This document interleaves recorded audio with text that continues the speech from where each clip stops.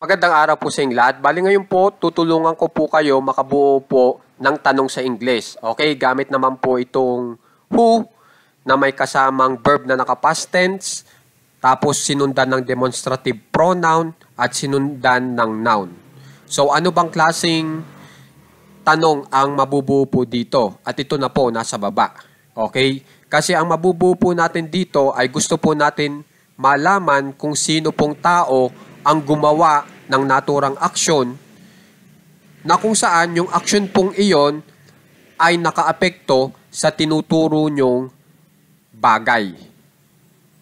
Okay? O kaya pwede nyong palitan yung bagay ng tao, pwede rin po yun. Okay po? So ito po yung aking halimbawa. Sino ang gumawa nitong cake? Yan po, ganyang klaseng tanong po ang mabubuo nyo kapag ginamit nyo po itong pattern na ito. Okay? So, para may English po natin yan, susundin lang po natin itong pattern na nasa taas. So, ang itra-translate nyo po muna ay itong sino bilang who. Ayun na po. Tapos, itra-translate nyo po yung ginawa niyang aksyon. At ang kanyang ginawang aksyon ay gumawa. Na pag hinanap nyo po ito sa dictionary, itong gumawa, ang ibibigay po sa inyo ay itong made. Na ito pong made ay ang forma niyan po ay naka-past tense. Kaya ito pong made ay kung mapapansin nyo dito sa ating pattern ay nakalagay ay verb na naka-past tense. Kasi po itong made ay isang verb. Yan po ang uri niya. Okay? Basta pag yan ay ginawa nung who, yan yung action na ginawa niya, maaari po nating tawagin yan na verb. Okay? So, who made? Sino ang gumawa? Kung mapapansin nyo, ang aking tinranslate talaga dyan ay itong sino at saka gumawa. Itong ang hindi po. Kasi yung ang ay pang Tagalog na tanong lamang nakakasama. Kasi pag tinranslate ko po itong ang, nilagay ko din dito sa gitna, mali na po tayo. Okay po? So, itong sino lang at saka itong action na kanyang ginawa, yan lang po yung itra-translate natin para dito sa ating pattern ngayon. Sino gumawa? Who made? Okay, sa English tama, pero sa Tagalog, kailangan talaga maglagay ng ang para hindi magkulang yung salita natin sa ating tanong. Okay? Na nakatagalog. Ngayon, pagkatapos po natin mailagay na yung verb na naka-past tense at ito nga pong made, isusunod naman po natin itong demonstrative pronoun. Na yan po ay binubuo ng this bilang nitong, na pag gumamit po kayo ng nitong o this, yung itinuturo nyo pong tao o bagay, dapat isa lang pong bilang. Okay, kaya kung mapapansin nyo, itong itinuturo niyang cake, isa lang pong bilang niyan. Kung mapapansin nyo, hindi tayo naglagay ng S sa dulo. Kasi pag naglagay tayo ng S sa dulo para sa cake, ibig sabihin, mga cake, marami ng bilang. Gumamit tayo ng this. Kaya, dapat yung cake po ay ma-spelling natin na kung saan ay nagbibigay ng ideya na isa lang ang bilang niya. Kaya walang S yan. Okay? So, yung demonstrative pronoun, pwedeng this bilang nitong, o kaya itong this na THESE bilang nitong mga.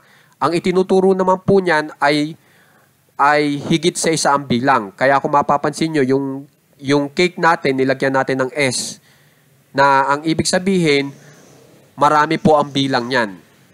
Na kung saan ay bagay sa panturo natin para sa this na THESE na pangmaramihang bilang.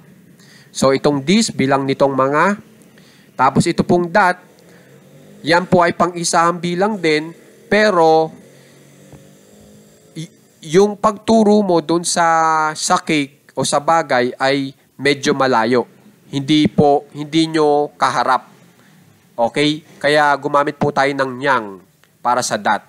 Tapos ito pong those, demonstrative pronoun din po yan, pangmaramihan din po yan, pero yung pagturo nyo dun sa mga cake, medyo malayo.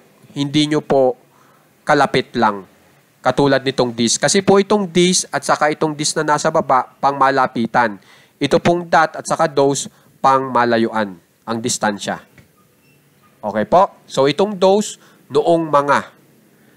Okay? So yan po ang mga demonstrative pronoun na tutulong sa atin para maituro po natin ng eksakto yung tao o bagay na gusto natin tukuyin sa ating kausap. Okay? Na maaaring isa ang bilang o marami ang bilang. Okay po? So, ang napili ko po dito sa ating halimbawa, dito sa unahan ay itong nitong, na pag in-English nyo ay this. Tapos, isusunod nyo na po itong noun. Papangalanan po natin yung tinuturo natin.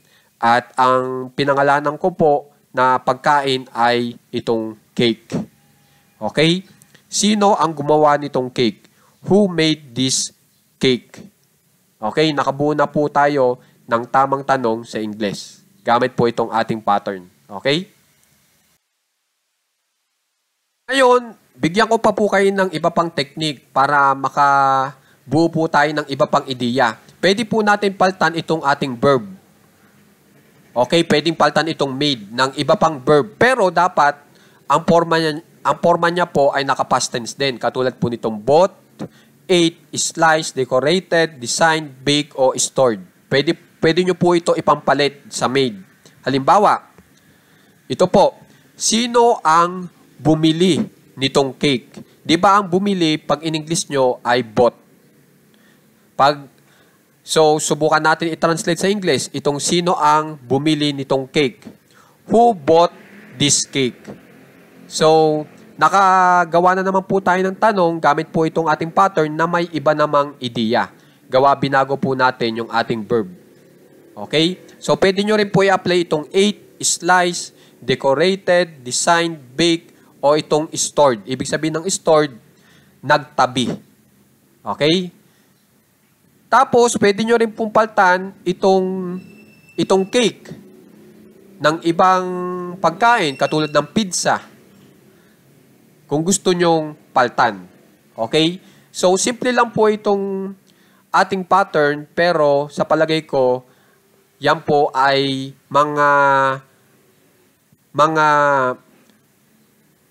ito pong pattern na ito ay maka-produce po ng iba't ibang tanong. Di ba po ba? Gawa po nitong, pwede po tayo magpalit ng verb at saka pwede rin po tayo magpalit ng noun. Okay po? So, sana makikipractice na lang po ito para magamit nyo na rin po agad itong ating bagong tanong o bagong pattern. Okay? So, ito po. Who made this cake? Sino ang gumawa nitong cake? Who made these cakes? Sino ang gumawa nitong mga cake? Who made that cake? Sino ang gumawa niyang cake? Who made those cakes? Sino ang gumawa noong mga cake? Okay po? Maraming salamat po.